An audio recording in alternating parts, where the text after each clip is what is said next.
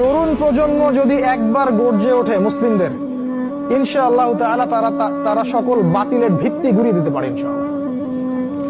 তরুণ প্রজন্মের মধ্যেই ছিল খালিদ বিন ওয়ালিদ, তারেক বিন জিয়াদ, এই মানুষগুলা, ওমর ইবনে খাত্তাব, আলী ইবনে আবি তালেব, যায়েদ ইবনে হারেসা, আসাদুল্লাহ, সাদ ইবনে আবি ওয়াক্কাস। এই যে সাহাবায়ে কেরামদের নাম আপনারা জানেন, তরুণ সাহাবী ছিলেন যখন তার ইসলামের পক্ষে দাঁড়িয়েছিলেন। একাই ওমর, সে সারা মক্কাকে পরিবর্তন করে ফেললো। এক হামজার সামনেই 20-30টা মানুষ দাঁড়াতে সাহস পাইত না। একজন তারেক বিন জিয়াদ, তিনি স্পেন জয় করে ফেললেন মাত্র অল্প কিছু সৈন্য নিয়ে। মোহাম্মদ বিন কাসিম আমাদের এই ভারতীয় উপমহাদেশ জয় করলেন। এখন আপনি মুসলিম হয়ে এখানে বসে আছেন। এই তরুণ প্রজন্মই পারে এই বাতিলের শিকড় উপড়ে ফেলতে। এই জন্য মাসিহুদ দাজ্জাল এবং তার অনুসারীরা খুব ভালো করেই জানে যে মুসলিম তরুণ প্রজন্মকে যদি আমরা আটকাতে না পারি, তাহলে আমাদের ভবিষ্যৎ খারাপ আছে।